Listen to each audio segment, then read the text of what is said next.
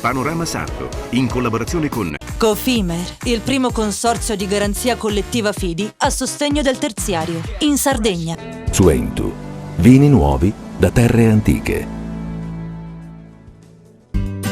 Dal 1953, Gruppo Cellino. Non c'è limite ai sogni. PNA, l'associazione degli artigiani e delle imprese italiane. Grafiche Ghiani, l'esperienza di una vita, l'innovazione più avanzata. SE Trand, settore ecologia, dal 1979 al servizio dell'ambiente in Sardegna.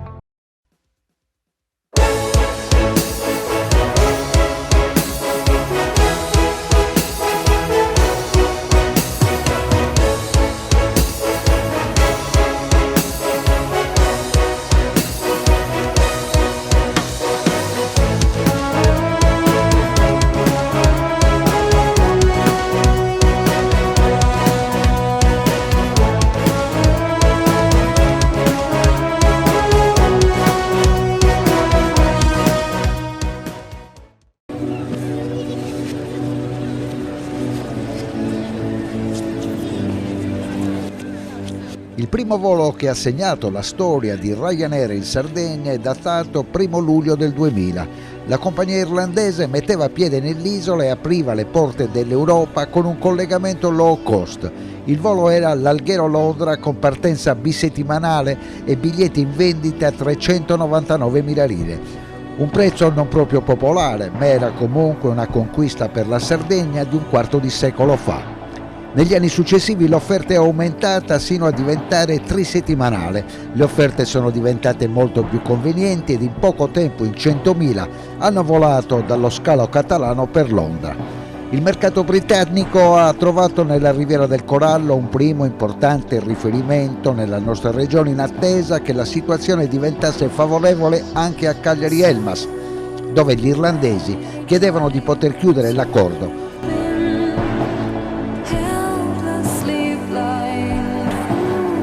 Ci riusciranno solo nel giugno del 2007 e nei giorni scorsi si è celebrato il 15° anniversario di quell'evento.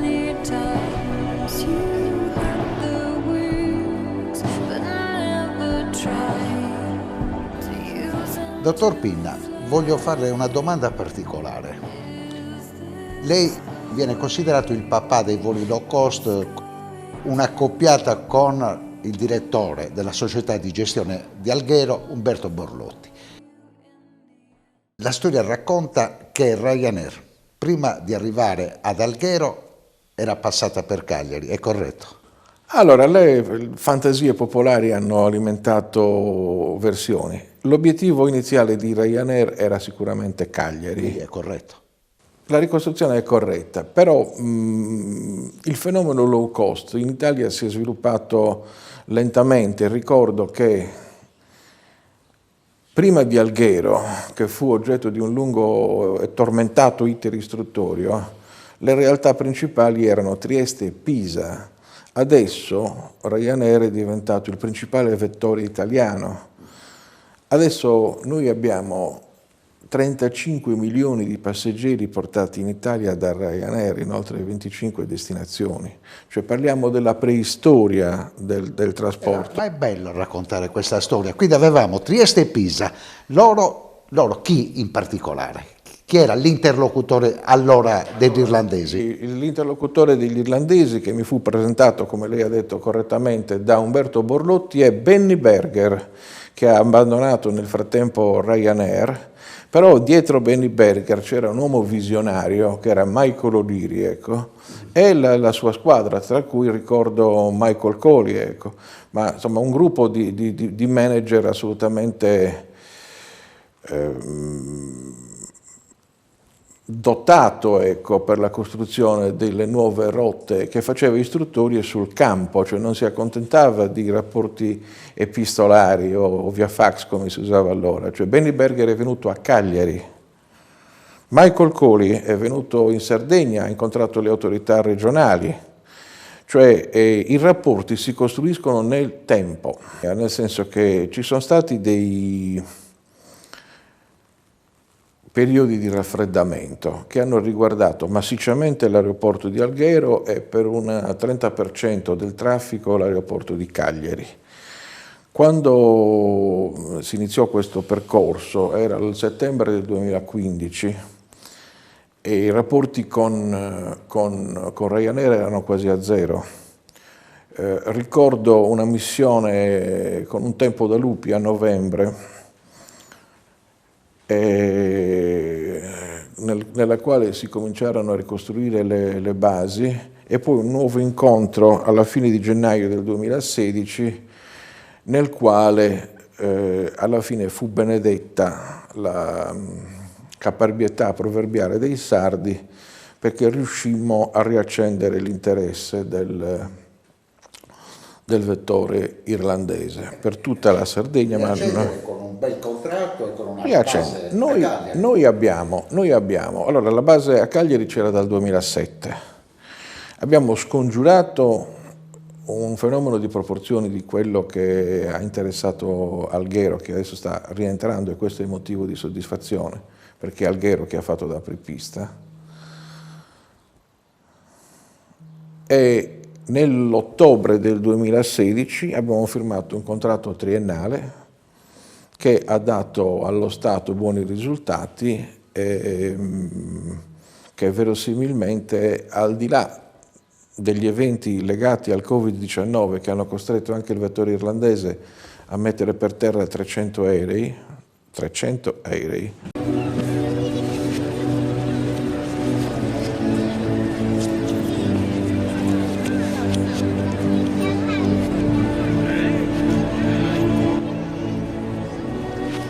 Per celebrare i primi 3 lustri di attività nel sud dell'isola, Ryanair ha annunciato per l'estate 2022 il più grande operativo di sempre. Nel dettaglio 3 aerei di base a Cagliari, 300 milioni di investimenti, 38 destinazioni per 350 voli la settimana in 10 paesi europei, 2000 posti di lavoro tra diretti e indotto, 4 nuovi collegamenti per Palma di Maiorca, Norimberga, Poznan in Polonia e per la città medievale di Carcassonne nel sud della Francia.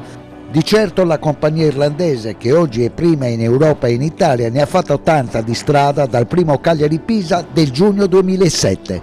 Partiamo dal dato più importante: quanti passeggeri hanno transitato grazie a Ryanair sulle rotte della Sardegna? In questo momento oggi raggiungiamo un obiettivo importante, sono 15 anni di Ryanair a Cagliari, credo sia una milestone importante da raggiungere, ma soprattutto quasi 20 milioni di passeggeri trasportati da Ryanair su Cagliari. È un dato rilevante, è un dato molto importante che ripaga anche tutto il lavoro fatto in questi anni. Mauro Bolla, cosa rappresenta Cagliari e la Sardegna per la vostra compagnia? Rappresenta un mercato molto importante. Oggi celebriamo anche il terzo aeromobile, l'abbiamo annunciato, adesso è operativo, è qui, quindi abbiamo 3 aeromobili in base a Cagliari.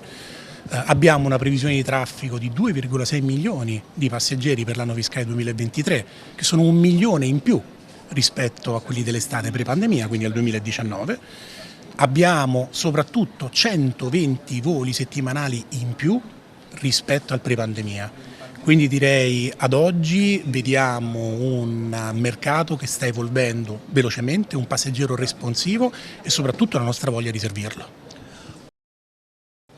Prima ad Alghero e poi lo sbarco su Cagliari, che non è stato facile perché inizialmente la compagnia di gestione e chi era al vertice non aveva ancora aperto il percorso alle low cost. Ma 15 anni fa la Sardegna rappresentava un progetto così grande? Ma io credo che la Sardegna sia sempre un progetto grande. Ryanair ha iniziato a volare qui appunto nel 2007 con il primo volo su Pisa. Quindi il primo volo è stato il Cagliari-Pisa, quindi un volo nazionale, un volo che rispecchia anche un po' la necessità del domestico che è la Sardegna, della connettività, ma ad oggi se noi guardiamo ad esempio il network di Cagliari noteremo come Ryanair si riuscirà a portare non solo connettività regionale ma addirittura connettività internazionale. Di 38 rotte su Cagliari, ben 20 sono internazionali, e per un territorio che vive di incoming e turismo credo che sia importante, sia veramente un valore aggiunto. Cosa hanno rappresentato, Branca, questi 15 anni, 3 lustri insieme a una compagnia che poi è risultata quella che ha i numeri più alti nel trasporto verso Cagliari? Ma hanno rappresentato un volano di crescita incredibile sia per quanto riguarda l'aeroporto, ma consentitemi, non solo. Avrete notato la trasformazione di Cagliari anche dal punto di vista dell'ospitalità, che sino a qualche decennio fa era veramente impensabile, e sempre di più invece si va in una direzione opposta, cioè nell'accoglienza, nell'ospitalità, l'esplosione dei bed and breakfast e tutto quanto legato comunque a questo tipo di attività. Se consideriamo che dal 2007, l'anno in cui iniziò appunto Ryanair su Cagliari, portando 160.000 passeggeri mi sembra, nei 15 anni arriva a portarne 20 milioni, è tanta roba. Siamo arrivati all'aerostazione, abbiamo avuto grandi difficoltà di parcheggio, sia arrivi che partenze, siamo solamente al mese di giugno. Cosa succederà quest'estate? Un'aerostazione troppo piccola? No, oddio, i numeri per poter contenere ancora ci sono per fortuna, e quindi questo problema ce lo metteremo un po' più in là. Diciamo che è un segnale per certi versi un po' fastidioso, perché mi costringe magari a girare un po' più del solito per trovare il parcheggio che comunque si trova, ma è il segnale incoraggiantissimo che il viaggio non è a senso unico, cioè sono i sardi che finalmente si stanno muovendo in maniera importante, perché il turista non ha la macchina normalmente, o la prende a noleggio o usa altri mezzi, quindi questo è il segnale più importante, che il sardo ha ripreso a volare. E ci sono 4 milioni di biglietti nel corso di questa estate a disposizione di chi vuol visitare il sud della Sardegna? Assolutamente, anche questo massima parte grazie al fatto che Ryanair con la terza macchina sta dando una propulsione incredibile ai numeri. Noi già ad aprile, in realtà, prima che arrivasse la terza macchina in Ryanair, siamo andati vicini ai dati del 2019. A maggio li abbiamo superati del 5% e i dati di giugno a ieri confermano il trend di crescita rispetto a giugno del 2019, quindi siamo veramente attenti e soddisfatti del risultato. Un'ultima riflessione la dedichiamo alla compagnia iberica, che ha assicurato per 6 mesi la continuità territoriale in un momento difficile del dopo pandemia e che oggi festeggia il primo 1 milione di passeggeri trasportati in continuità. Sì, è un dato che abbiamo festeggiato proprio l'altro giorno qui a Cagliari, è stato il 1.000° passeggero ad essere imbarcato sui voli di continuità territoriale, è un dato molto importante. Sono numeri che devono secondo me far capire la ripresa importantissima del traffico aereo e di quali sono comunque i vettori su cui poter fare riferimento. La novità della stagione delle vacanze 2022, che ci auguriamo sia lunghissima per la Sardegna, vede protagonisti gli americani. Quindi abbiamo perso i russi per i problemi che tutti sappiamo, per i tristi problemi che sappiamo, e abbiamo recuperato una nuova fetta. Sì, devo dire che questo trend avevamo già iniziato a vederlo nel 2019, grazie anche ai collegamenti che avevamo aperto con KLM, Air France, Lufthansa, British, cioè l'idea era quella di cercare di consentire per qualsiasi cittadino in qualsiasi paese del mondo di arrivare a Cagliari con un solo stop. Quindi per noi ovviamente è ancora abbastanza difficile avere un volo diretto sugli Stati Uniti, ma con un solo stop nei principali hub europei avevamo già intercettato e visto che i numeri iniziavano a salire. Quest'anno la grande sorpresa, i numeri sono più che raddoppiati dagli Stati Uniti rispetto al 2019 e quindi speriamo e auguriamoci che questo trend prosegua anche negli anni a venire. Come si prospetta per lunghezza, per i termini della stagione, quindi il sogno è quello di arrivare fino alla fine di ottobre, voi avete già i numeri, sarà positiva? Allora, incrociando le dita e toccando tutti i legni che abbiamo all'interno di questa libreria, di questa biblioteca, direi che assolutamente... Consiglierei qualcosa di metallico. Anche qualcosa di metallico.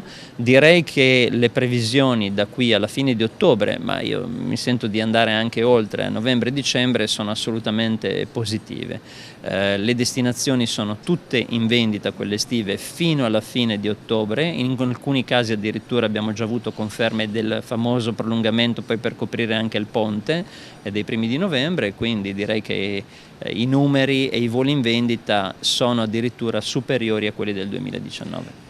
Come sta funzionando l'accordo straordinario raggiunto tra gli iberici, che avevano la continuità territoriale 6 mesi fa, e la nuova compagnia ITA? Ma per quanto riguarda il concetto della loro, chiamiamola così, collaborazione, direi molto bene. Quindi oggi abbiamo un buon numero di rotte ben distribuite tra Volotea e ITA, sia su Linate che su Fiumicino. Chiaramente abbiamo una predominanza magari di un vettore su una destinazione piuttosto che sull'altra. So che stanno lavorando anche per cercare di semplificare il più possibile il cambio voli tra una compagnia e l'altra. Però da questo punto di vista direi che adesso abbiamo raggiunto un buon assetto, anzi ci auguriamo che la Regione esca il prima possibile con il nuovo bando, perché ricordo che questo regime che abbiamo in corso scadrà a metà maggio 2023, quindi dobbiamo dare al massimo a settembre una certezza a tutti i passeggeri ma anche agli operatori turistici, in modo che i voli siano già in vendita all'inizio della stagione autunnale per la prossima stagione summer. Domanda conclusiva di rigore. È plausibile sognare 5 milioni di transiti in tutto il 2022? Nel 22 non sarà possibile, non ce la faremo, perché ovviamente scontiamo i primi 3 mesi dell'anno che sono stati mesi molto difficili. Sicuramente abbiamo ripreso bene ad aprile, la Pasqua ci ha aiutato, maggio è andato addirittura meglio del 2019. Diciamo che la previsione dei 5 milioni è nel radar, ma ci saranno delle belle sorprese, io penso, soprattutto per quest'estate e quest'inverno, nel senso che il recupero sul 2019 sarà un recupero molto importante. Assessore, alle nostre spalle tanta gente in arrivo e in partenza da Cagliari e dalla Sardegna.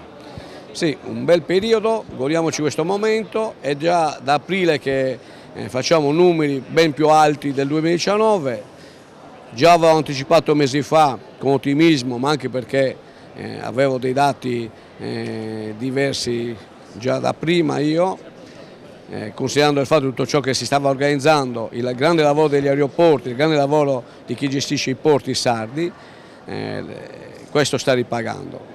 Quindi oggi aver fatto sistema e aver dato la possibilità al mondo intero un'offerta turistica diversa, il mondo sta arrivando in Sardegna. Questa bellissima isola e la destinazione Sardegna sta catturando veramente molti turisti. Io sono lusingato, quindi aprile, maggio e giugno lo stiamo chiudendo più alto del 2019, luglio e agosto si vende da sé, la gente viene prevalentemente per il mare, anche lì faremo grandi numeri, settembre, ottobre, novembre e dicembre, i mesi di spalla, stiamo creando le opportunità perché vengano veramente tanti turisti, stiamo organizzando tante iniziative che vedrete che sarà come vi dico. È stato anche stabilito che 1 su 2 di questi turisti spariscono dai radar dell'ufficialità e vanno ad alloggiare in nero. Guardate, quando io mi sono scontrato in modo simpatico con Federalberghi dicendo che i numeri sono diversi, vedete che poi torna a quello che dico. Io faccio un altro calcolo, se la gente scende dall'aereo e dalla nave, da qualche parte deve andare, non si può dire ma è basarsi solo su chi va in hotel. C'è l'ex-alberghiero, ci sono le case di vacanza, c'è purtroppo anche il nero.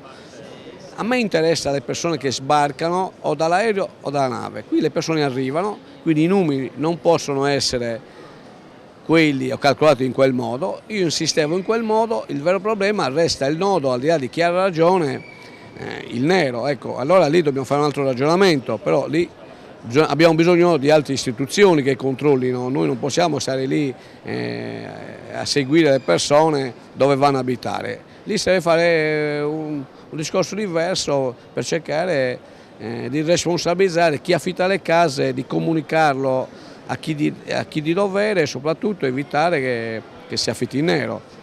A me, l'assessore al turismo, interessa portare presenze e le presenze qui stanno arrivando.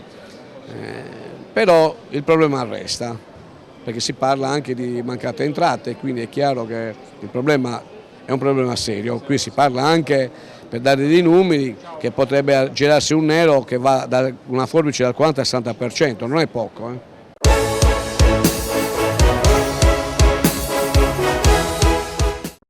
Cofimer, consorzio di garanzia collettiva Fidi, dal 1977 a sostegno del terziario. Il partner migliore nella ricerca di finanziamento più adatto a voi e nella trattativa per ottenere un fido alle migliori condizioni. Cofimer, il primo consorzio di garanzia collettiva Fidi a sostegno del terziario, in Sardegna.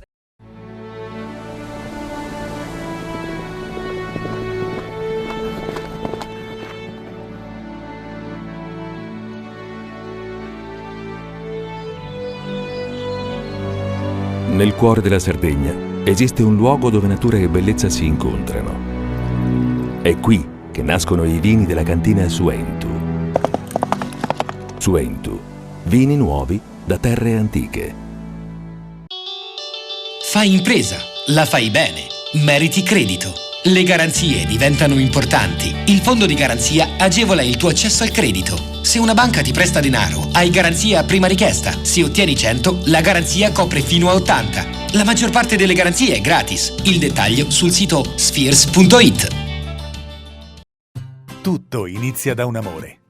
Le farine, i mangimi, la pasta, le fette biscottate, la distribuzione e l'ospitalità. Dal 1953, Gruppo Cellino. Non c'è limite ai sogni. Difficile rapporto con le banche? Conta su CNA. CNA, l'associazione degli artigiani e delle imprese italiane. Siamo la più grande industria tipografica della Sardegna. Dall'81 stampiamo tutte le tirature, su tutti i supporti e con le tecnologie più avanzate del settore, garantendoti elevatissima qualità e la più totale dedizione e cura. Grafiche Ghiani, l'esperienza di una vita, l'innovazione più avanzata. Setrand, settore ecologia. Forti delle nostre competenze e dei nostri mezzi, realizziamo bonifiche di siti inquinati anche da amianto. La Setrand, azienda leader nel settore ambientale in Sardegna, si rivolge alle pubbliche amministrazioni e alle imprese dell'isola. Dal 1979 al servizio dell'ambiente in Sardegna.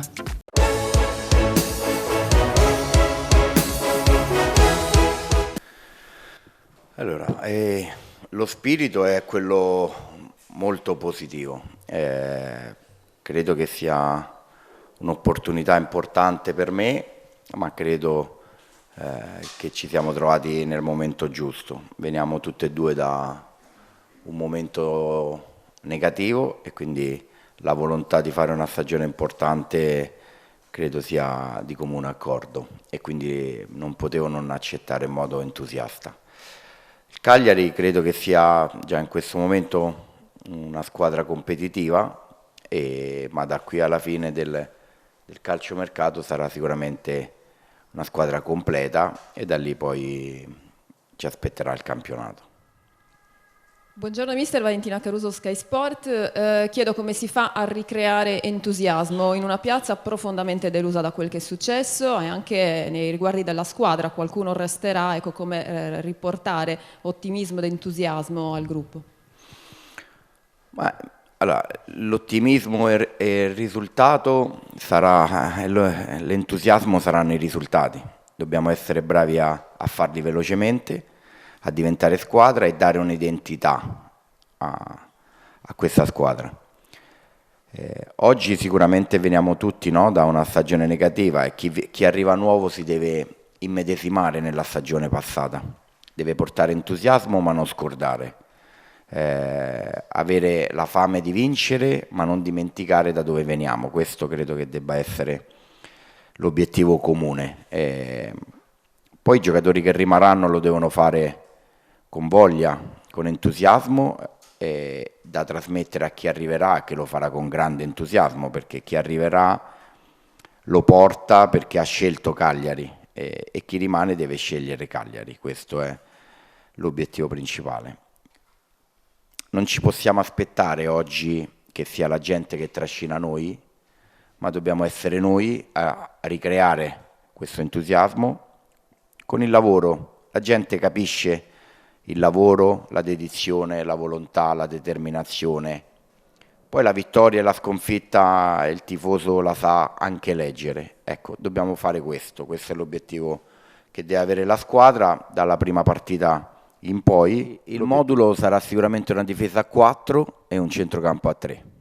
Queste sono le certezze su cui andiamo a lavorare. Per il resto vediamo a mercato finito quali saranno le caratteristiche dei giocatori d'attacco. Mario Fronta, volevo chiedere se avessi visto l'ultima partita di stagione Venezia-Cagliari e sul fatto dei movimenti che sono tipici di questo periodo in entrata e in uscita.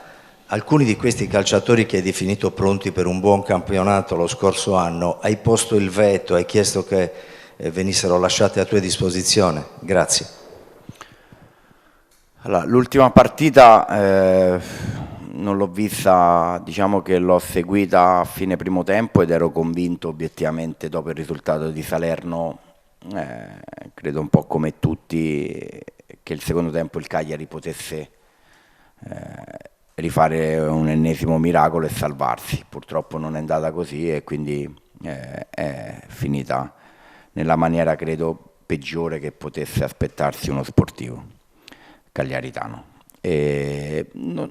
Quando si accetta un progetto come questo, il veto non esiste, nel senso ci siamo seduti con il direttore sportivo, proprietà, e abbiamo delineato quello che deve essere la ripartenza di questa squadra. Come ti ho detto prima, ci sono dei giocatori che hanno delle volontà e nel possibile di quello che sceglie la società insieme alla volontà del calciatore, credo che delle volte dividersi non vuol dire litigare. Dividersi in certi momenti della stagione vuol dire che magari fa bene a tutte e due. Cambiare per qualche giocatore che sta qui da tanti anni e che ha volontà diverse, e per una società portare al posto di quel calciatore un altro calciatore adatto ma con entusiasmo e volontà in questo campionato che è di Serie B. Non sono mai per l'out-out, sono per la condivisione delle qualità tecniche, e questo è il rapporto che io ho col direttore sportivo e proprietà.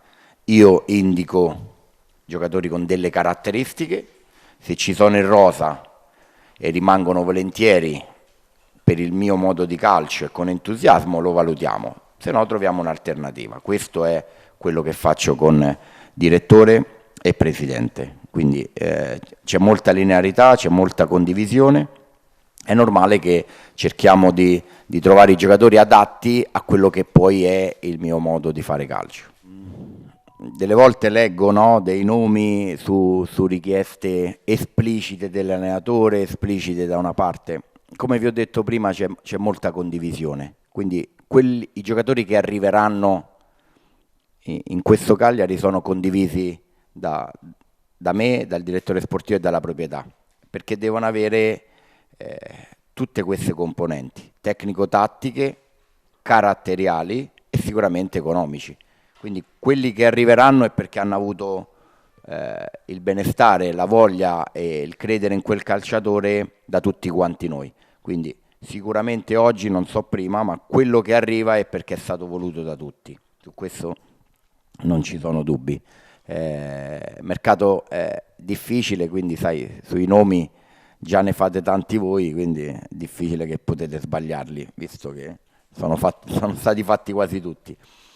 E sì, aspettiamo a fine mese, credo che ci manca un'autorizzazione, perché in tutto questo il settore giovanile a Seminello hanno costruito un campo molto bello con una tribuna molto bella, ampia, e quindi stiamo aspettando le autorizzazioni per poter aprire al tifoso. Credo che ci siano tutte le possibilità per far vivere questa nuova avventura anche al tifoso, per rendersi conto di quello che è veramente il nuovo progetto, e magari oltre alle parole nostre, magari con i propri occhi, vedere quello che sta succedendo o sta cambiando. Questo poi lo valuteranno loro. Noi andiamo ad affrontare un campionato molto impegnativo, diverso dalla Serie A, però molto impegnativo. Ci sono, come ogni anno, le retrocesse che vogliono risalire, ci sono grandi piazze che sono salite dalla Serie C come Bari e Palermo, E poi ci sono altre realtà come Parma, Brescia, Benevento, c'è sempre qualche sorpresa in questo campionato, quindi come noi hanno gli stessi obiettivi altre 7-8 squadre. La Serie B è sicuramente complicata, specialmente per chi deve provare a stare al vertice insieme ad altre 6-7 squadre come te, che investono come te, che hanno volontà di risalire, che hanno proprietà importanti anche le altre, quindi è un campionato dove si sale in 2 dirette e sono mediamente 6-7 squadre che organizzano la squadra per poter vincere. Però è anche stimolante. Obiettivamente preferisco sempre giocare per vincere, quindi è un campionato che preferisco fare per poter vincere che più una squadra a lottare solo per salvarmi. Probabilmente è una mia caratteristica, preferisco giocare per provare a vincere. Sulle cessioni parlerei soltanto di quelle che sono state fatte ufficiali, per il resto commentarle mi diventa difficile, però come ti ho detto prima devi sempre ricordarti una cosa: in ogni cosa ci sono sempre 3 componenti: chi vuole comprare, chi vende e il giocatore che deve accettare. Quindi io ho grande rispetto dei miei calciatori, ho grande rispetto della mia proprietà, ho grandissimo rispetto dei tifosi, però bisogna anche raccontare la verità in totale, no? E quindi ogni cessione ci sono sempre 3 componenti che devono andare tutte e 3 nello stesso modo. L'idea è quella di avere una squadra che abbia il controllo, che abbia la volontà di costruire, che abbia la volontà di stare nella metà campo avversaria e di avere più possibilità per mentalità e per gioco. Poi delle volte ci si riesce, delle volte bisogna trovare delle vie alternative, perché nel calcio come noi studiamo gli altri studiano te, quindi avere un'unica soluzione, o che sia sempre la costruzione dal basso, o che sia sempre verticale e diretto, credo che poi diventi comunque più controllabile.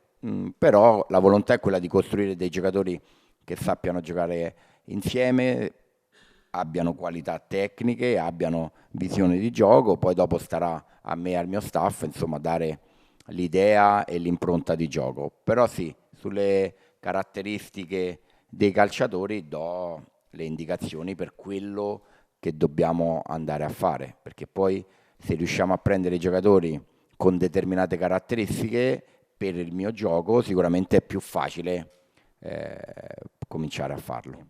E poi la responsabilità per il resto sarà principalmente mia sul costruire. Dal 3 luglio arriverà un gruppo che deve diventare squadra, dentro e fuori al campo, con quell'alchimia la dobbiamo trovare con il lavoro, con l'idea, con il credere in quello che fai, perché poi le caratteristiche tecniche o tattiche non possono bastare da solo, poi è come un'orchestra, no? E quindi l'orchestra poi deve andare insieme, e quello credo che sia giusto, che sarà compito mio, questo, farli diventare squadra il prima possibile. È il compito poi, insomma, più difficile per l'allenatore. Sì. Poi ogni campionato ha le proprie difficoltà. Io quello che posso oggi garantire è che la squadra sarà una squadra che avrà voglia di vincere tutte le partite e lotterà per vincerle tutte quante. Poi ci saranno sicuramente delle sconfitte, dei pareggi, però credo che la gioia più grande che possiamo piano piano ricostruire è che spero che da qui a fine di questo campionato la gente si possa identificare nella propria squadra.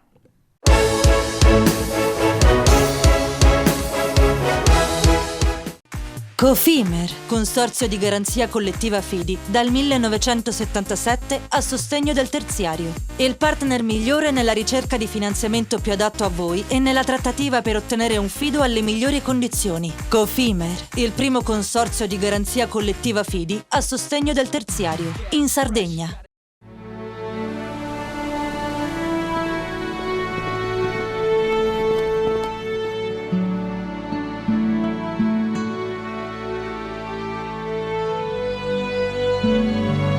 Nel cuore della Sardegna esiste un luogo dove natura e bellezza si incontrano. È qui che nascono i vini della cantina Suentu.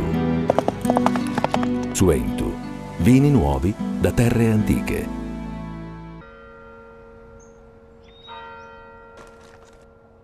E tu? Filiere guinisesi. È nata la pasta Ercole.0, l'unica di filiera sarda al 100%, certificata dal grano alla tavola. Scopri il nuovo gusto Cellino nel tuo supermercato di fiducia.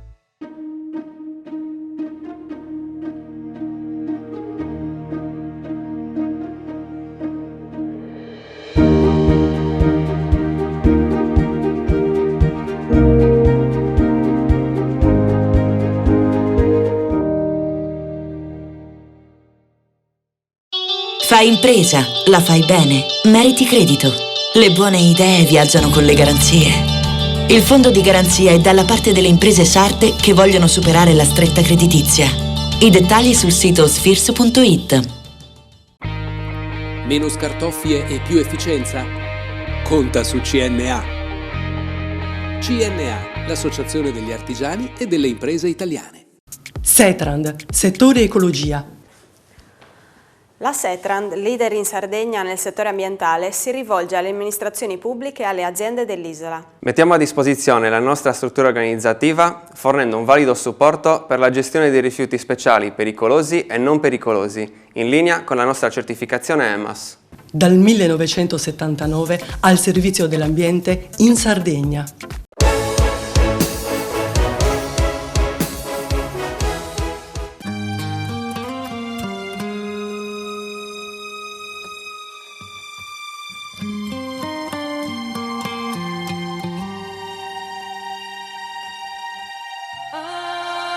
A Palazzo Belgrano la conferenza stampa per la presentazione della costituenda scuola di specializzazione in beni architettonici e paesaggio, una grande novità promossa dal Dipartimento di Ingegneria Civile, Ambientale e Architettura dell'Università degli Studi di Cagliari.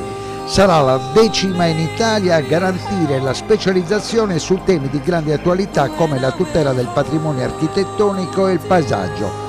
Un nuovo percorso universitario che ha l'obiettivo di formare specialisti di elevata qualificazione professionale nel settore della tutela e del restauro, della conservazione, della valorizzazione e della gestione del patrimonio architettonico e paesaggistico, attraverso il rilascio di un titolo accademico di terzo livello. Una specializzazione riconosciuta a livello nazionale come preferenziale per la partecipazione ai bandi della Sovrintendenza e del Ministero della Cultura, nonché alle gare d'appalto per il restauro del patrimonio. Sì, è un altro tassello che si aggiunge a quello che stiamo cercando di fare. Sapere che siamo tra le 10 scuole italiane ci fa piacere, insomma, sicuramente. C'è molto lavoro che si sta facendo non soltanto in questo ambito, proprio da parte delle colleghe e dei colleghi del Dipartimento di Ingegneria Civile e Architettura, che vanno proprio in questa direzione, cioè quella di rispondere alle nuove domande di fatto che ci sono. Perché sia il PNRR inteso come meccanismo di spinta, ma sia quello che sta accadendo proprio come discussione sulla sostenibilità in generale, impongono che si faccia un ragionamento un po' diverso, che si formino quindi delle figure che guardino ai beni e al paesaggio in un'ottica un po' particolare. Credo che sia un momento molto importante per la Sardegna, perché come sappiamo il nostro patrimonio ha bisogno di tanta cura. Questa scuola nasce proprio affinché si possano formare specialisti in beni architettonici e del paesaggio, in modo tale da riuscire a garantire la qualità della tutela del nostro patrimonio, che è molto ricco in Sardegna e spesso trascurato. Ecco, quali sarebbero ad esempio i capitoli chiavi di questa formazione avanzata, perché è un titolo di terzo livello? Sì, è un titolo di terzo livello che consente innanzitutto agli specialisti di accedere ai ruoli del Ministero per la Cultura, di funzionari per il Ministero della Cultura, ma anche di poter partecipare a determinate gare d'appalto, concorsi di idee, con uno specialismo appunto che ormai è richiesto dalla normativa. E il nostro approccio è un approccio multidisciplinare, abbiamo numerosi dipartimenti dell'Ateneo coinvolti attraverso l'erogazione della didattica, quindi molti colleghi che daranno il loro contributo in relazione alle proprie competenze, esperti nella lettura e nel progetto e nell'analisi del patrimonio culturale. Se lei dovesse dare un consiglio a una famiglia che deve decidere come e dove iscrivere il proprio figlio all'Università di Cagliari, su questa filiera cosa direbbe? Io credo che questo percorso formativo completi un'offerta didattica già molto ricca presso la Facoltà di Ingegneria e Architettura di Cagliari e come dire, questo progetto è nato proprio vedendo nostri ex studenti ormai laureati che hanno deciso di andare fuori in Italia. È stata certamente un'esperienza formativa ma anche molto onerosa sia a livello economico che a livello di impegno, perché ormai si tratta di persone laureate che hanno necessità di cominciare a lavorare, tant'è vero che questa scuola l'abbiamo anche concentrata nel fine settimana proprio affinché anche chi appunto è libero professionista o funzionario possa accedervi e seguire corsi più facilmente. Carlo Azzeni è il delegato del Rettore per gli spazi e la sostenibilità, quindi in pratica il futuro, il modellamento di una Sardegna che deve svilupparsi e crescere in maniera armonica, rispettosa dell'ambiente, rispettosa delle peculiarità geofisiche, eccetera. L'università arriva in soccorso con questa nuova idea che diventa un corso di formazione avanzata. Quali saranno i benefici, professore, per il territorio? Allora sì, proprio così come ha detto lei, noi ci aspettiamo dei benefici importanti per il territorio, perché questa scuola consentirà di mettere a disposizione del territorio dei tecnici molto qualificati sui temi appunto del patrimonio, della sostenibilità ambientale e del paesaggio. L'università in questo potrà essere molto utile perché tenete conto che una parte del patrimonio più importante della città è anche di proprietà dell'università e quindi immaginiamo che possa offrirsi come palestra per i nostri specializzandi. Oltre a Cagliari, quali sono le aree che, mettiamo così, una best list delle 5 principali situazioni da rivisitare, tutelare, conservare, quali sono in Sardegna? Allora, più che fornire un'individuazione geografica, io credo sia più interessante fornire un'individuazione tematica. Noi abbiamo un quadro paesaggistico complesso, articolato, interessantissimo. Pensate solo al tema dei paesaggi rurali storici, al tema dei paesaggi archeologici, al tema dei paesaggi post-industriali e al tema dei paesaggi naturali, che sono tutti oggetto della conservazione, della tutela e della tutela attiva della nostra scuola. C'è un'idea anche di andare a interessi che possano essere per futuri specializzandi del bacino del Mediterraneo, ma anche dei paesi del Medio Oriente, della gronda subsahariana, cioè ragazzi e ragazze che potrebbero essere interessati a frequentare qui a Cagliari. È un vostro obiettivo? Sì, esattamente questo è l'obiettivo. La Sardegna al centro del Mediterraneo è una cosa che è stata sempre detta, un concetto sempre espresso ma poi non sempre del tutto praticato. Noi ci auguriamo di poter intercettare appunto studenti che arrivino dal Nord Africa con le cui università abbiamo dei rapporti molto buoni, ma l'ultima che posso annunciare adesso è che io proprio questo fine settimana ho attivato un'interlocuzione molto proficua con la Politecnica di Tirana, che dovrebbe essere molto interessata a inviare degli studenti qua.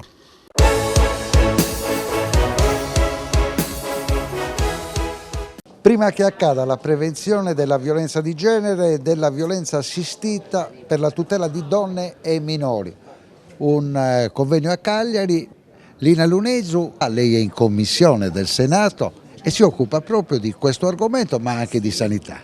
Assolutamente sì, infatti questo argomento è legato molto alla sanità. Nel mio disegno di legge, che fra un po' spiegherò i vari articoli, si compone di 6 articoli, è un disegno di legge che mi vede prima firmataria e che vuole trattare il tema della violenza, ma non quando già è accaduta, prima che accada, come dice il titolo, cioè nella prevenzione. La prevenzione per me è ancora poco, se ne parla troppo poco. Ecco, si parla tanto di violenza ma non di prevenzione abbastanza, visto cosa succede anche in questi giorni, dico in quest'ultimo periodo, no? Tutta questa violenza, evidentemente dobbiamo lavorare ancora sulla prevenzione. È stato un momento difficile anche per quel che riguarda il suo lavoro nella sanità, 2 anni terribili. Sì, assolutamente, certo questo non aiuta e soprattutto questo agevola la violenza.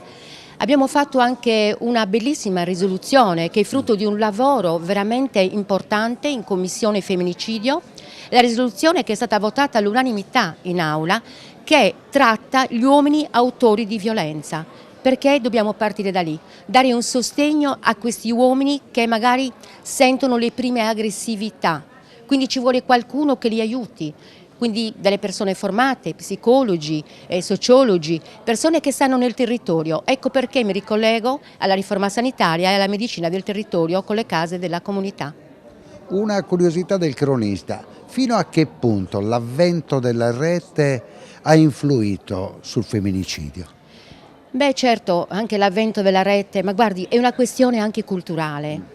C'è una questione che arriva veramente da molto lontano, cioè dobbiamo intervenire nei territori, sulla cultura e poi su una cosa per me molto importante, ci tengo a dirla, sul rispetto. Cioè se noi non insegniamo ai nostri figli le regole ed il rispetto per gli uomini, per gli animali, per le cose, per tutto, ecco, allora non andiamo da nessuna parte. È molto importante insegnare il rispetto, perché se un bambino, anche un minore, cresce in una famiglia dove il rispetto esiste, allora certe cose non succederebbero. Il femminicidio sul territorio nazionale ha dei punti che vengono focalizzati perché portatori di maggiori difficoltà? Beh sì, certo, è legato anche a questo, infatti perciò che la sanità e la riforma sanitaria deve intervenire a livello nazionale ma anche a livello regionale nel nostro caso. Ci saranno ben 50 case della comunità sino al 2026 no?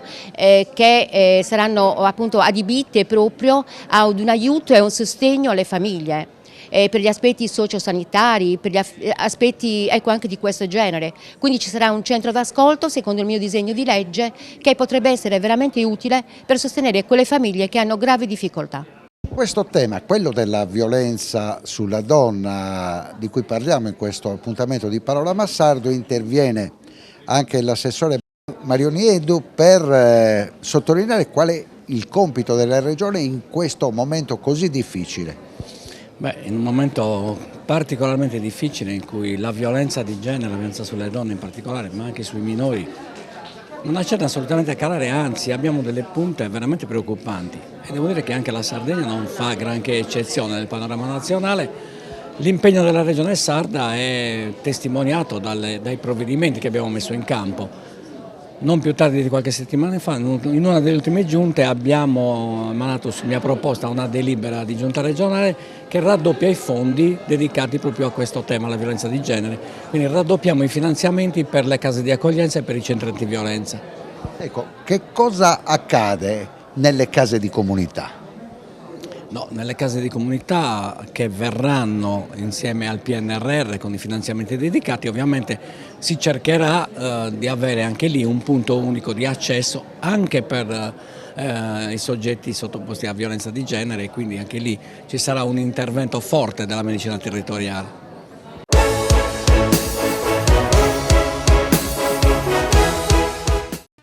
Cofimer, consorzio di garanzia collettiva Fidi, dal 1977 a sostegno del terziario. Il partner migliore nella ricerca di finanziamento più adatto a voi e nella trattativa per ottenere un fido alle migliori condizioni. Cofimer, il primo consorzio di garanzia collettiva Fidi a sostegno del terziario, in Sardegna.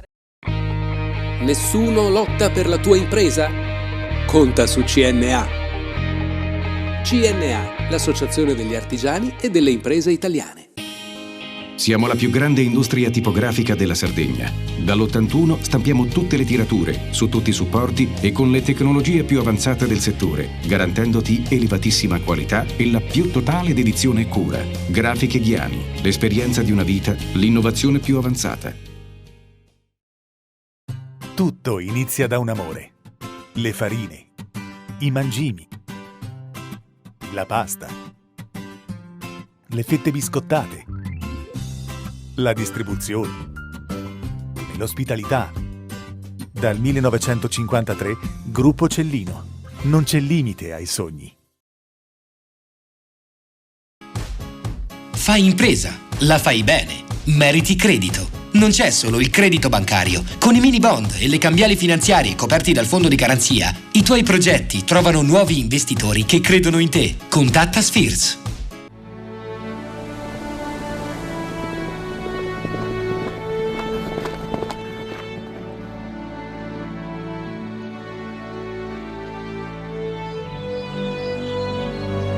Nel cuore della Sardegna esiste un luogo dove natura e bellezza si incontrano.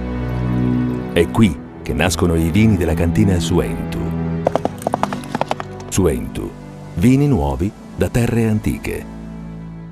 Setrand, settore ecologia. Grazie agli impianti innovativi ed al costante sviluppo tecnico recuperiamo oltre il 70% dei rifiuti da noi gestiti. La Setrand, azienda leader nel settore ambientale, si rivolge alle pubbliche amministrazioni e alle imprese dell'isola. Dal 1979 al servizio dell'ambiente in Sardegna.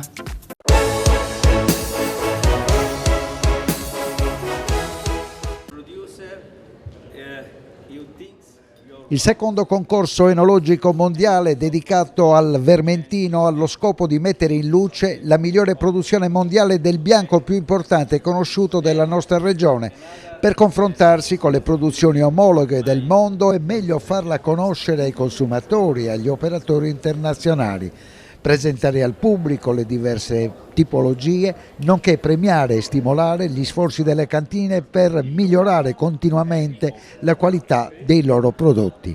È ormai risaputo che il Vermentino è un vitigno autoctono del Mediterraneo occidentale, la zona al mondo dove viene prevalentemente coltivato, ma dal concorso emerge che dalla California all'Australia è una qualità enologica che intriga i produttori e che ogni anno è imitata con sempre maggiore successo. Siamo con Andrea Campurra, che fa parte del distretto regionale Sardegna Bio, ma è anche un organizzatore di promo eventi, e in questi 2 giorni sei molto contento perché ci sono circa 30 etichette biologiche.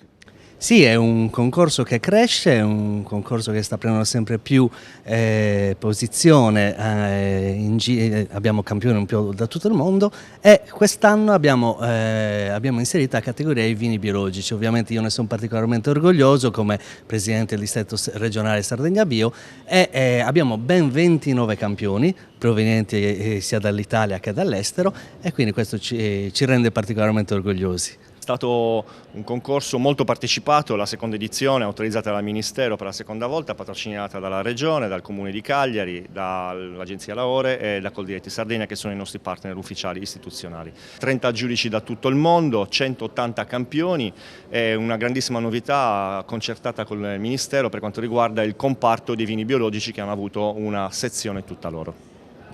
La Sardegna è un po' la culla del Mediterraneo per tante specifiche, anche per il Vermentino. Assolutamente sì, i dati parlano chiaro. Insieme al Cannonau è sicuramente il vino di punta della Sardegna, il terzo più esportato in Italia, quindi sicuramente un motivo di orgoglio per noi sardi, che abbiamo l'unica DOCG nel mondo e la produzione più grande di tutta la viticoltura che riguarda il Vermentino. Quest'anno ovviamente i concorrenti sono molto agguerriti perché le produzioni sono di qualità altissima, e la testimonianza che ci siano tanti giudici, ci siano stati tanti giudici da tutto il mondo, chiaramente ci dà la possibilità di confrontarci e di crescere dal punto di vista della qualità e dell'apprezzamento. Abbiamo visto che c'è una forte collaborazione ovviamente con la FIS, che è un po' lo strumento per la duttilità di queste degustazioni, ma soprattutto le 5 giurie sono formate da 2/3 da enologi.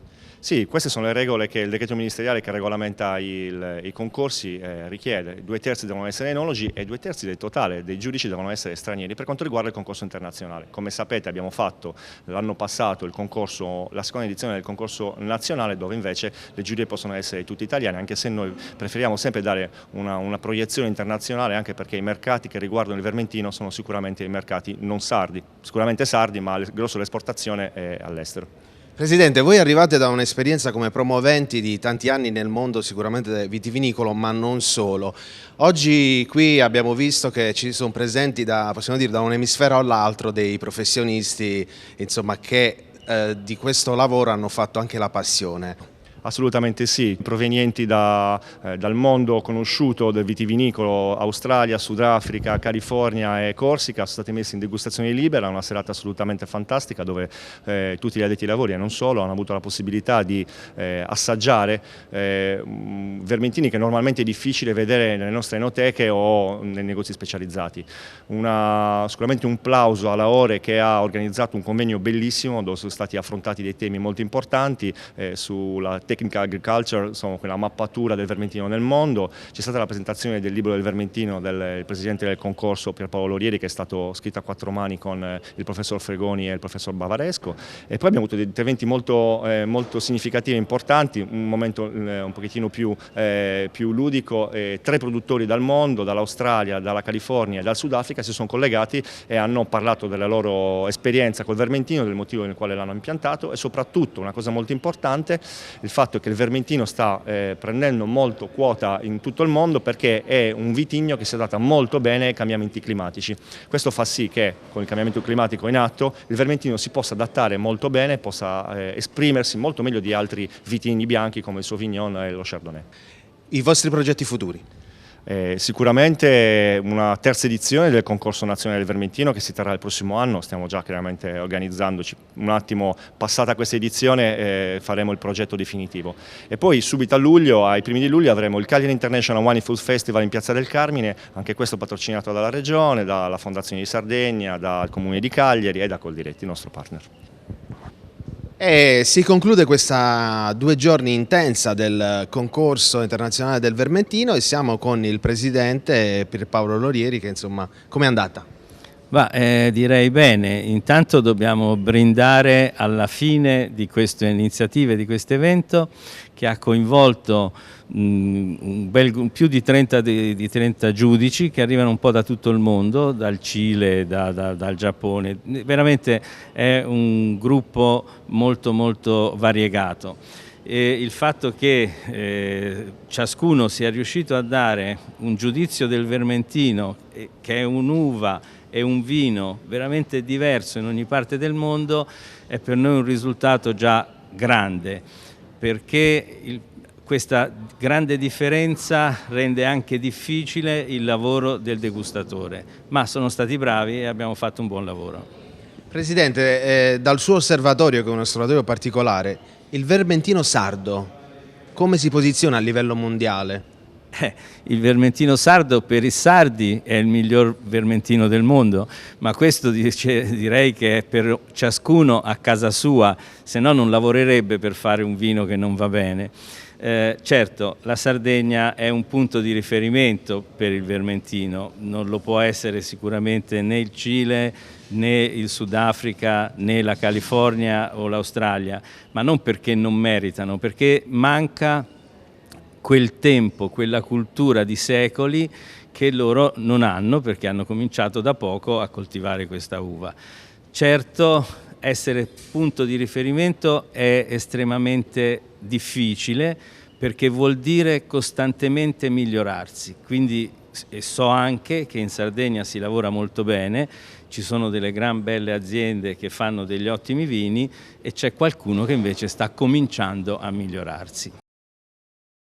Lei è anche l'autore di un libro sui vitigni in una chiave climatica, ci racconta come è nata questa esigenza? Ma io credo, dunque, la prima edizione l'abbiamo messa fuori nel 2007 con il mio maestro Mario Fregoni e durante il Covid l'ho chiamato e ho detto: professore, cosa facciamo in questo tempo che durerà un paio d'anni?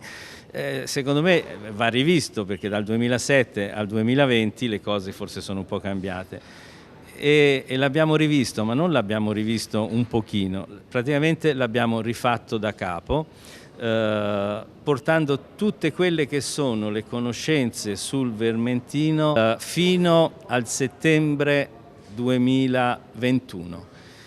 Ci sono riferimenti per tutto il mondo, ci sono tutte le varietà, tutti i cloni tutto quello che si sa fino a settembre del 2021 lì è scritto, e abbiamo avuto il supporto di più di 36 persone che ci hanno aiutato da tutte le parti del mondo a scrivere questo libro, che è un libro veramente a tante mani, a tante teste, ma di una soddisfazione immensa, perché vi posso garantire che mettere insieme le teste è più difficile che mettere insieme le parole. Il mondo del vino sta cambiando. E sta cambiando velocissimamente. Quei vini biologici, quei vini naturali che meno di 10 anni fa rappresentavano il 2, il 3%, ora sono a numeri a 2 cifre. Il mondo sta veramente cambiando, come tutto quello che riguarda l'alimentazione, man mano che le popolazioni migliorano la condizione di vita e la loro cultura, chiedono cibo, vino e tutto quello che sta intorno il meglio possibile e che faccia meno danno possibile. Quindi i nostri produttori dovranno guardare in questa linea, che è la linea almeno dei prossimi 20 anni. Poi ce ne sarà un'altra, non possiamo fermare il mondo, ma oggi tutti guardiamo sì al gusto, sì alla bellezza, ma molto di più guardiamo alla salute. Visto che lei ha citato, ha narrato anche diciamo, l'aspetto della salute, della qualità, noi sposiamo come Panorama Sardo anche questo aspetto. Mi sento di chiedere in ultimissima battuta, la Comunità Europea stava cercando di etichettare il vino come succede per i tabacchi. Qual è il suo pensiero in merito a questo? Allora, intanto penso che la Sardegna è un riferimento sulla cultura del cibo buono. La conosco abbastanza bene perché ho una parte di origine sarda che non mi dimentico mai. Ma noi giochiamo qualcuno che secondo me poco capisce di che cos'è il cibo, di che cos'è il nutrimento delle persone, vuole ridurre a un semaforo informazioni di una vita. Allora, il vino non ha mai fatto male a nessuno, così come non farebbe male a nessuno né un formaggio né una pasta. Dipende, se io mangio 5 kg di pasta al pranzo e poi sto male, non è colpa della pasta, è colpa mia, perché vuol dire che ho dei problemi. E così col vino. Il vino, posso dire una battuta, ho una professoressa dell'Università di Zagabria che dice che il vino per la salute è ottimo e la dose giornaliera che lei consiglia, certamente è un po' un gioco, ma è molto attuabile, è di 1,5 litri per gli uomini e di 1 litro per le donne al giorno.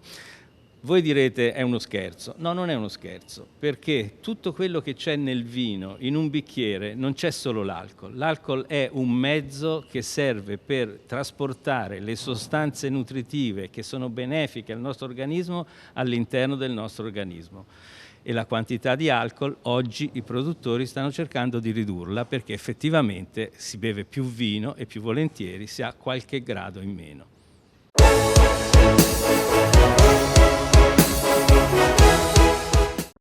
Cofimer, consorzio di garanzia collettiva Fidi, dal 1977 a sostegno del terziario. Il partner migliore nella ricerca di finanziamento più adatto a voi e nella trattativa per ottenere un fido alle migliori condizioni. Cofimer, il primo consorzio di garanzia collettiva Fidi a sostegno del terziario, in Sardegna.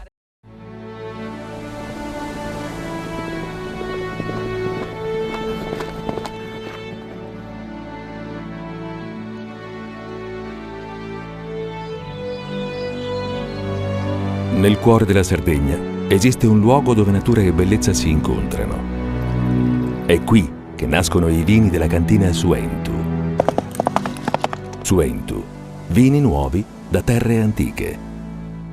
Fai impresa, la fai bene, meriti credito. Le garanzie diventano importanti. Il fondo di garanzia agevola il tuo accesso al credito. Se una banca ti presta denaro, hai garanzia a prima richiesta. Se ottieni 100, la garanzia copre fino a 80. La maggior parte delle garanzie è gratis. I dettagli sul sito sfirsu.it.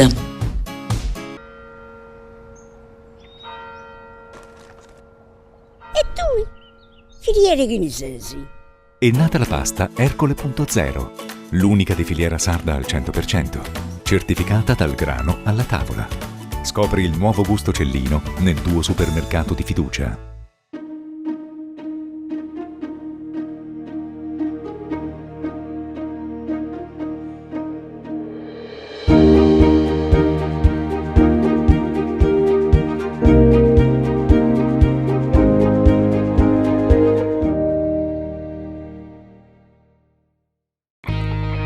Difficile rapporto con le banche?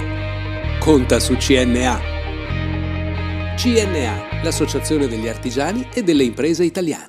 Setrand, settore ecologia. Siamo in grado di attivare il servizio di pronto intervento ecologico in caso di emergenza e con potenziale contaminazione delle matrici ambientali. La Setrand, azienda leader nel settore ambientale in Sardegna, si rivolge alle pubbliche amministrazioni e alle imprese dell'isola. Dal 1979 al servizio dell'ambiente in Sardegna.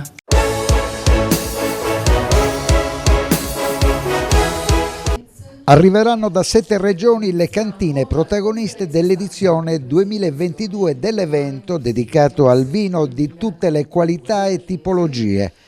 L'occasione per convegni, performance di parole e musica, botti d'autore, esposizioni dell'artigianato sardo di qualità internazionale come quello di Maria Antonia Urru, protagonista all'Expo di Dubai, e la mostra di pittura di Luigi Colombu.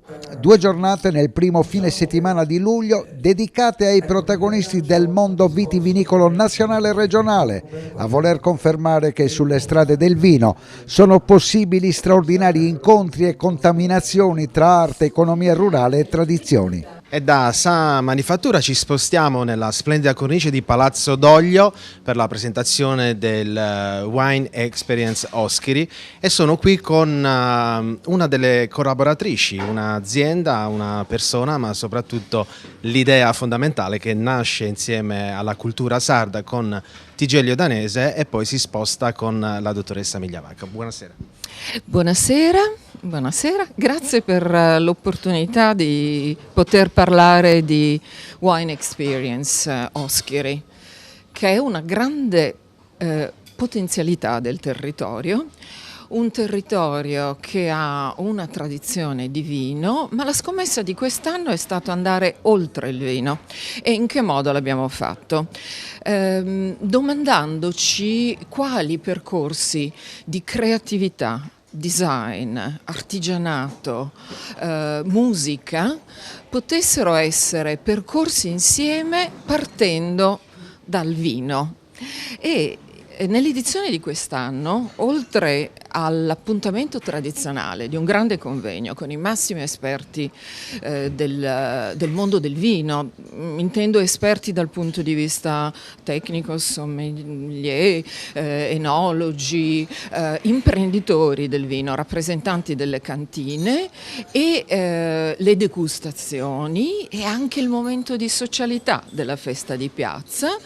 Quest'anno, nell'edizione 2022, c'è qualcosa di nuovo, che è una cornice culturale fatta di ben 6 eventi che partono dai talenti del territorio e li raccontano. Quindi sarà una carrellata attraverso, ho citato prima il design, abbiamo i tappeti arazzi di Maria Antonia Urru, di MU, conosciuti nel mondo perché connubio tra il telaio tradizionale sardo e la migliore creatività degli artisti internazionali, costretti a fare una sorta di acclimatamento in Samugheo per sintonizzare il loro spirito creativo con il materiale, la tecnica del tappeto. Il risultato ha un riconoscimento sul palcoscenico del design internazionale.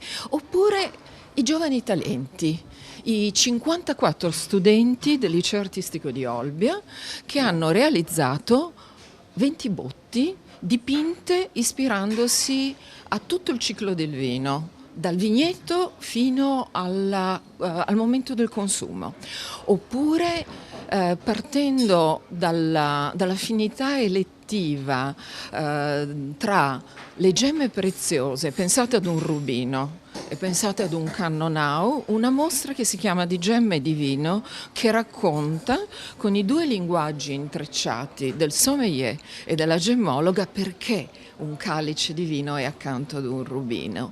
O ancora un chiaro esempio del valore pittorico della Sardegna, rappresentato da Luigi Columbu di Oliena, che quasi un po' come la sperimentazione di Leonardo ha usato un fondo di cannonau asciugato e per dipingere, e presentiamo in anteprima una collezione di 18 tavole e ancora apriremo la manifestazione con un momento musicale che abbiamo chiamato Parole Musica, perché ha un fondo di arpa celtica, Giuliana Cadoni, con un attore, Stefano Cossu, che leggerà i capolavori della poesia e della prosa ispirati al vino. E quindi... ultimo, avverrà in diretta live performance. 2 giovani artiste, Paola Pinna, Fiore Cao, realizzeranno il primo murale in diretta durante la manifestazione il 1 luglio, anche in questo caso ispirato al vino, che costituirà una sorta di opera prima per un futuro distretto dell'arte di Oschiri. Un programma veramente ricchissimo, lei ce lo ha descritto in una maniera avvincente, oserei dire, ma le chiedo, il vino quindi può essere un qualcosa che poi diventa materico? Assolutamente, è la conferma che il vino è fonte ispiratrice proprio di tantissime altre sperimentazioni che si possono fare nei territori più diversi. Sono sperimentazioni di business, perché non dimentichiamo che è un momento di networking, è un momento in cui oltre 100 cantine si incontrano, discutono, collaborano è parola chiave, perché speriamo che il programma di quest'anno, con questa ricchezza, e la ringrazio per averla sottolineata, sia anche lo spazio in cui il mondo del vino fa sistema, incontrandosi trova prospettive nuove. Abbiamo aderito all'invito, insomma, per questa manifestazione, importante manifestazione, che vuol parlare non solo del territorio ristretto di Oschiri, ma si allarga ovviamente a tutta l'isola, ma non solo, perché si affronteranno anche problematiche di interesse nazionale, la sostenibilità, i cambiamenti climatici, eccetera, eccetera. Tra questi argomenti, uno degli argomenti importanti per la Sardegna intera è quello che riguarda il grande patrimonio di biodiversità che fortunatamente abbiamo. Forse anche perché siamo un'isola, ma siamo riusciti a mantenere negli anni o nei secoli tanti vitigni, e anche alcuni di questi totalmente sconosciuti, che costituiscono un piccolo tesoro che possiamo utilizzare oggi per creare dei prodotti nuovi, ma insomma possiamo appunto guardare al futuro con la produzione di tutta una serie di tipologie che ancora non esistono sul mercato. E possiamo anche lavorare sulla riscoperta di vitigni minori, come è già successo, come per esempio nel caso del Nasco, dell'Arvesignado o di tanti altri piccoli vitigni minori che stanno riscoprendo in questi anni con grandissimo apprezzamento del pubblico, grande successo commerciale e soprattutto con la consapevolezza di conservare un patrimonio importantissimo della Sardegna guardando al futuro. In altre parti d'Italia si vende l'Amarone, la Valpolicella, si vende il Chianti, che sono zone autoctone. In Sardegna c'è questa tendenza? Ma sì, siamo molto legati ovviamente ai nostri territori e questo è un fatto sicuramente positivo. Ci sono per esempio pochissimi internazionali in termini di superficie vitata in Sardegna, perché si è fortemente legati alle nostre tradizioni, al nostro territorio e dunque si punta soprattutto sui nostri vitigni, dove c'è qualcosa da raccontare, da esprimere, che è fortemente legato a noi, la nostra storia, la nostra vita, i nostri nonni. Ecco, e anche attraverso questi vitigni minori e poco conosciuti che sono fortemente radicati su territori specifici, pensiamo al Nasco nel sud dell'isola, all'Arvesignado al centro, nella zona del Goceano, abbiamo tanti altri vilcagnulari su al nord, insomma sono tantissimi, veramente tanti, e di questo dobbiamo anche ringraziare per il lavoro fatto dall'agenzia Agris negli ultimi anni, ha fatto un bellissimo lavoro e tra l'altro tanti di questi vitigni sono stati iscritti nel registro nazionale, per cui possiamo serenamente impiantarli, coltivarli e ecco, avendo delle nuove possibilità, oltre ovviamente ai due vitigni più forti e più importanti che sono il Vermentino e il Canonao, e in questo caso specificatamente il Vermentino, visto che ci troveremo ad Oschiri. Come ci ha confermato il presidente dietro le quinte, Tigelio Danese, il Wine Experience Oschiri vuole essere soprattutto non soltanto la singola bottiglia, la singola referenza, ma anche il territorio, come ci sono in altre parti d'Italia e del mondo. E oggi siamo anche qui col sindaco di Oschiri che farà da padrone di casa su questo convegno. Certo, io anzitutto non posso che ringraziare gli organizzatori, un plauso veramente a tutti loro, al Presidente, a chi lo ha aiutato in modo stretto, ma anche a tutti i volontari, oschiresi e non, soprattutto oschiresi, che daranno una mano per questa manifestazione. Per il territorio è importante perché anzitutto si mantiene sempre alto quello che è il nome e la visibilità del paese Oschiri, come comune che organizza eventi di qualità e come comune che organizza eventi poi legati al proprio territorio. Oschiri ha 150 ettari di superficie vitata, è sempre stato un territorio vocato per il vino e queste sono iniziative che stimolano, motivano e sensibilizzano anche per magari nuove avventure imprenditoriali, in particolare per riuscire ad avere qualche cantina di vino oschirese in tempi brevi. Beh, diciamo, il vino apre tante strade, apre tante iniziative, ma soprattutto il vostro è un territorio che è dedito a questo tipo, ci sono tante belle realtà, bisogna metterle insieme, bisogna anche insomma fare dei percorsi insieme e mi sembra che l'occasione, questa è la quarta edizione del Wine Experience Oschiri, ci stia riuscendo. Sì, assolutamente, perché Wine Experience Oschiri nell'idea degli organizzatori è un evento territoriale, ma in realtà è come minimo regionale, ma non solo, perché comunque favorisce anche un confronto tra le produzioni e le cantine sarde e le produzioni e le cantine nazionali, alcune realtà veramente importanti. Per cui è un evento che apre a 360 gradi lo sguardo sul mondo del vino e in più arricchisce il tutto con dei contenuti creativi, dinamici, artistici, veramente seri, che sono, mi pare di capire, la novità di quest'anno rispetto alle edizioni precedenti. Gli organizzatori sono cresciuti in numero, cresciuti anche nella qualità, quest'anno si sono adoperati molto, non è facile in tempi di Covid e soprattutto post-Covid, almeno per quanto riguarda la stagione estiva, poter organizzare tutto per tempo, però la cosa importante è che si vuole dare un segnale di vitalità, un segnale comunque di cultura forte e di presenza in quello che è il territorio regionale per quanto riguarda l'organizzazione di eventi importanti e di eventi legati al territorio e alle proprie radici. E allora grazie, noi adesso andiamo a sentire con il nostro Valerio Vargiu, il presidente del Wine Oschiri Experience, Tigelio Danese, e continuate a seguirci. Grazie Umberto, quindi lasciamo il concorso internazionale del Vermentino e rimaniamo in tema con Tigelio Danese che ci presenterà un evento che è in programma per l'1 e 2 luglio con dei connotati importanti. Rimaniamo sul tema del vino, ma non parliamo solo di Vermentino, ma parliamo di alta qualità in tutta Italia, è corretto? Corretto.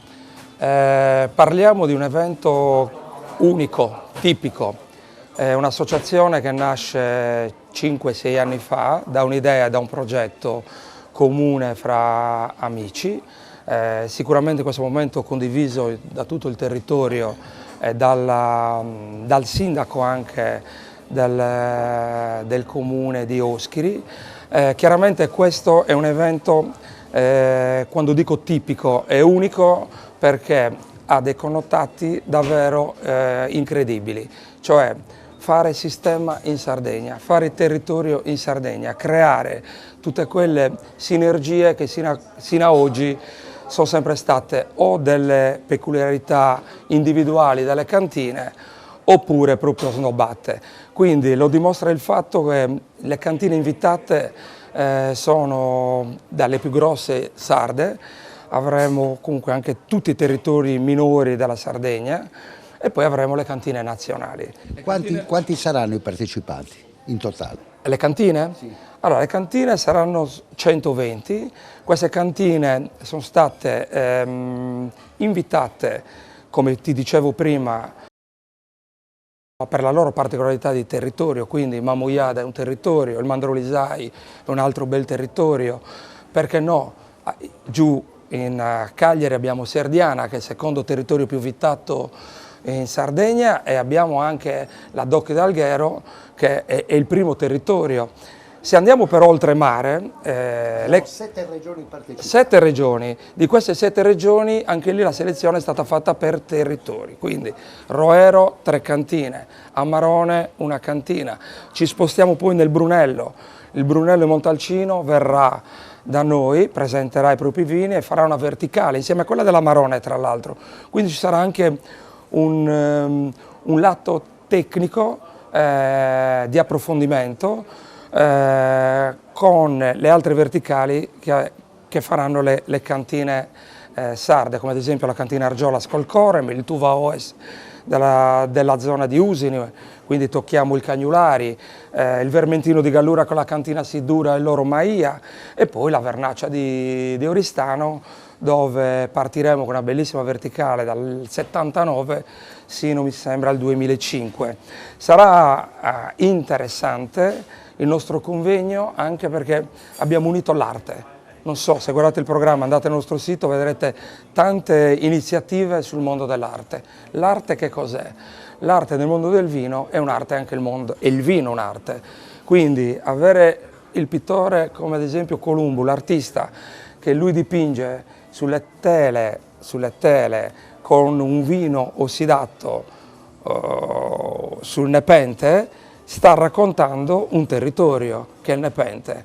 Quindi il vino che ha una funzione diversa da quello dell'elemento liquido, rivive nelle tele con tutte le sue sfumature di colore e di vecchiaia, perché poi anche la tela muta a seconda degli anni.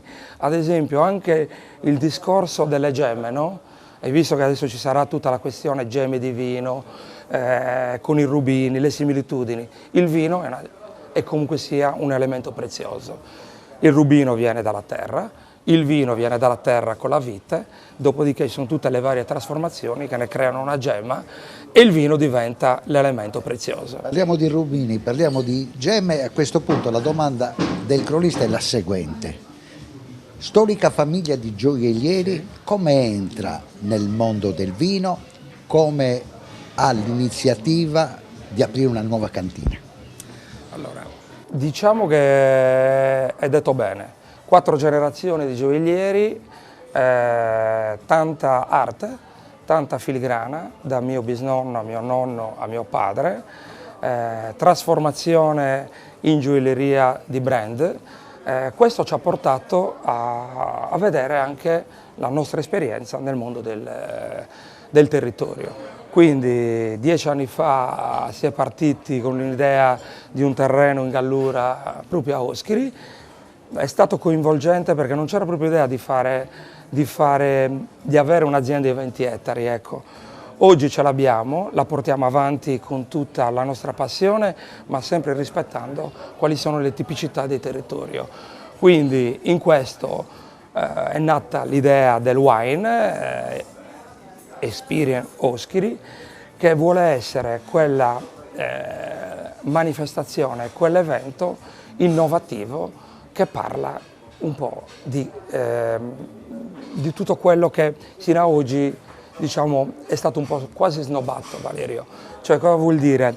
vuol dire che non si parla del territorio, non si parla della tipicità, si parla sempre di più di cantine. Questo noi vogliamo che sia una cosa ben presente, che per noi è fondamentale parlarsi, i consorzi parlarsi e fare un unico territorio che può essere Sardegna, dentro la Sardegna avere più territori e quindi tipicità. A questi temi sarà dedicato quindi l'appuntamento dell'1 e 2 luglio a Oschiri con questa bella iniziativa di Danese. Grazie davvero. Grazie Valerio, grazie di cuore.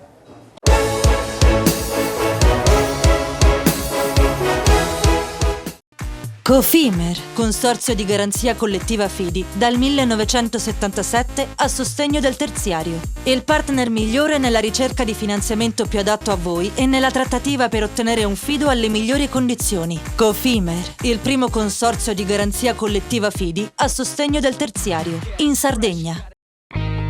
Nessuno lotta per la tua impresa? Conta su CNA.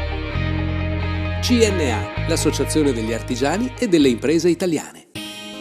Siamo la più grande industria tipografica della Sardegna. Dall'81 stampiamo tutte le tirature, su tutti i supporti e con le tecnologie più avanzate del settore, garantendoti elevatissima qualità e la più totale dedizione e cura. Grafiche Ghiani, l'esperienza di una vita, l'innovazione più avanzata. Tutto inizia da un amore. Le farine, i mangimi, la pasta, le fette biscottate, la distribuzione e l'ospitalità. Dal 1953, Gruppo Cellino. Non c'è limite ai sogni. Fai impresa, la fai bene, meriti credito. Non c'è solo il credito bancario. Con i mini bond e le cambiali finanziarie coperti dal fondo di garanzia, i tuoi progetti trovano nuovi investitori che credono in te. Contatta Spheres.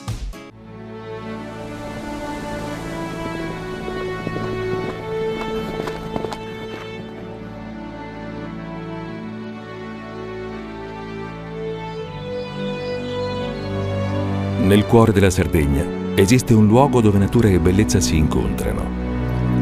È qui che nascono i vini della cantina Suentu. Suentu, vini nuovi da terre antiche. Setrand, settore ecologia. Grazie agli impianti innovativi e al costante sviluppo tecnico recuperiamo oltre il 70% dei rifiuti da noi gestiti.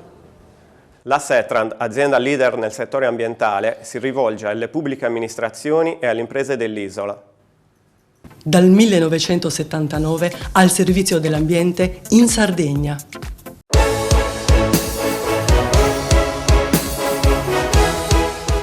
E siamo in chiusura di quest'ultimo appuntamento di Panorama Sardo Classico, perché poi dalla prossima settimana inizia la serie delle 10 puntate estive. Siamo con Bruno Corda che dopo qualche anno ritrova la chitarra, ritrova il gusto di fare una serata in pubblico. Com'è nata questa idea? È una pazzia, come la vogliamo considerare? Una pazzia, vabbè, io le mie due grandi passioni sono state naturalmente il calcio da bambino e la musica e la chitarra da ragazzino. Negli anni 70 io suonavo in un gruppo nel mio paese, a Villa Massargia. Il nostro gruppo si chiamava Solimano e i suoi Darchioni.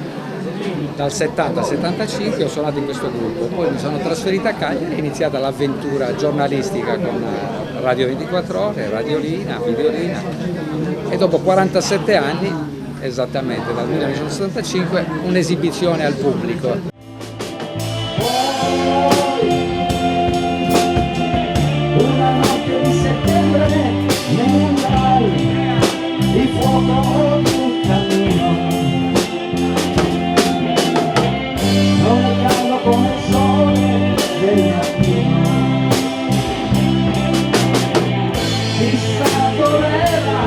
Casa mia, e quel bambino che giocava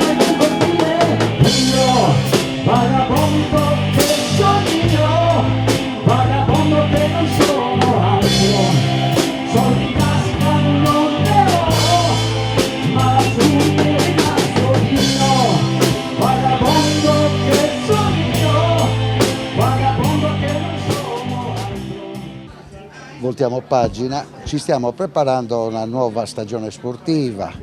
Tra qualche settimana ci sarà il tuo esordio a Tele Sardegna, al telegiornale. Stiamo pensando a una trasmissione sportiva che ricalchi il Rossoblu 100, ma il Cagliari perché è retrocesso? Il Cagliari è, ahimè, è una coltellata questa, è retrocesso perché sono stati commessi troppi errori, ma non nell'ultimo anno. Purtroppo il Cagliari ha rischiato di retrocedere negli ultimi anni, nelle ultime stagioni. Ci siamo salvati grazie alle disgrazie degli altri. Nell'ultimo anno il Benevento, che addirittura aveva 9 punti di vantaggio sul Cagliari, il Benevento si è fermato e noi siamo riusciti con Semplici a fare l'impresa. Quest'anno c'è stata la pazzia finale, ecco, l'amaro per i tifosi è proprio l'ultima partita. La Salernitana, che ha fatto una rincorsa straordinaria, dopo 20 minuti perdeva 3-0 in casa e noi avevamo il colpo del KO, vincere a Venezia contro una squadra che ormai intanto retrocessa, ma che aveva in campo giocatori della primavera. Purtroppo, ecco, è un danno durissimo da digerire.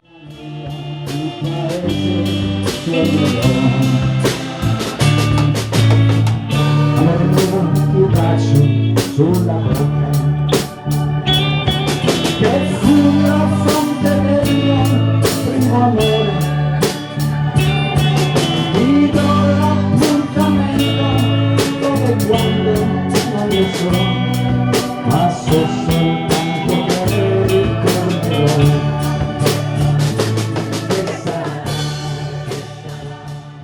Ecco, il futuro che viene annunciato come un futuro di transizione, partono i giocatori e così è accaduto con Bellanova, Cragno e via col vento.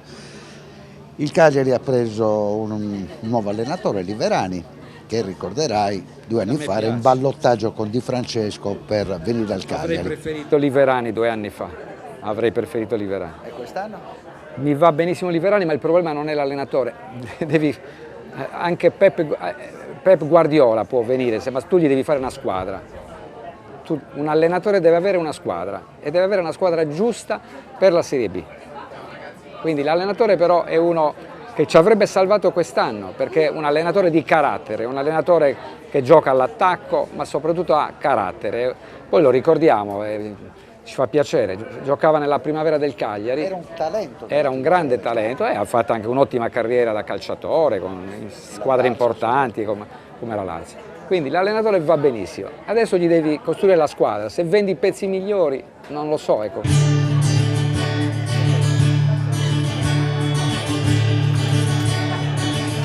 Sono morto,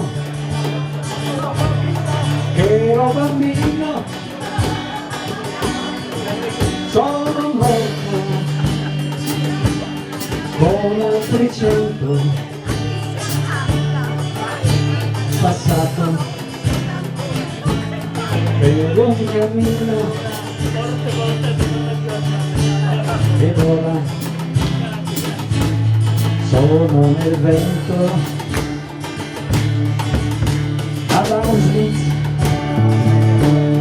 c'era la neve e il fumo,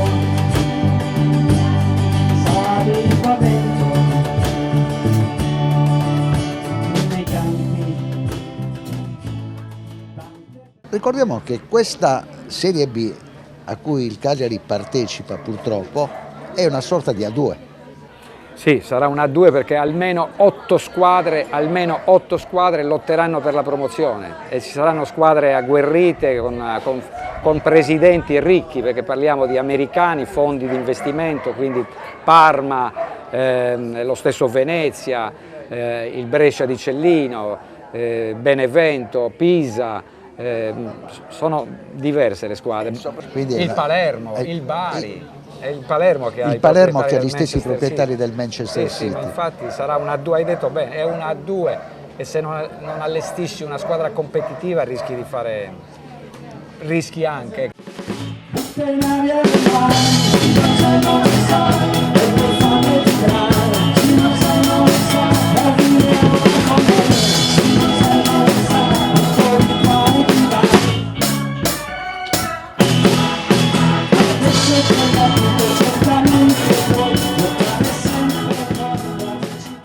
Sei pronto per il rientro in televisione per parlare di sport? Ti senti in forma?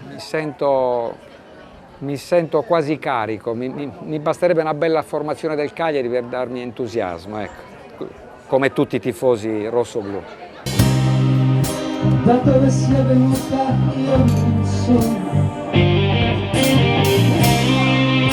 la voce del suo cuore sarà la città discesa allo sole, al mondo dell'amore. Ricordo una notte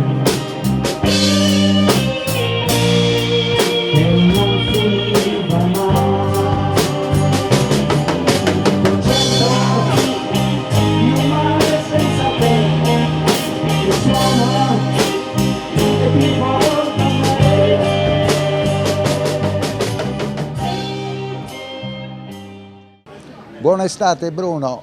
Grazie. Noi siamo in chiusura di trasmissione, quindi dalla prossima settimana l'appuntamento è con Panorama Sardo speciale estate che festeggia il suo 9° anno.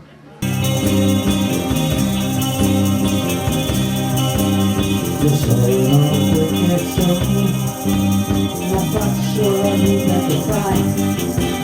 Io vivo ai margini della città, non vivo come te. Io sono poco di buono, lasciami in pace perché sono un ragazzo di strada e tu ti prendi gioco di me. Sei di un altro mondo, hai tutto quello che vuoi, conosco quelle fame, una ragazza come te. Io sono poco di buono, lasciami in pace perché sono un ragazzo di strada e tu non ti prendi gioco di me.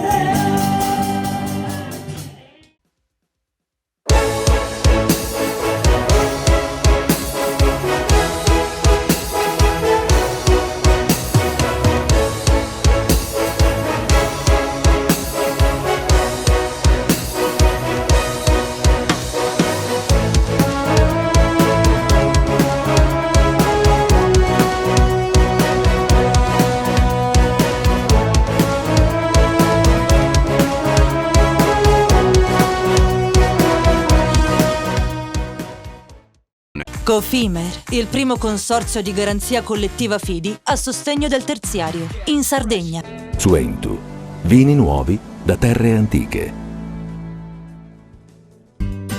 Dal 1953, Gruppo Cellino. Non c'è limite ai sogni. PNA, l'associazione degli artigiani e delle imprese italiane. Grafiche Ghiani, l'esperienza di una vita, l'innovazione più avanzata. SE Trand, settore ecologia, dal 1979 al servizio dell'ambiente in Sardegna.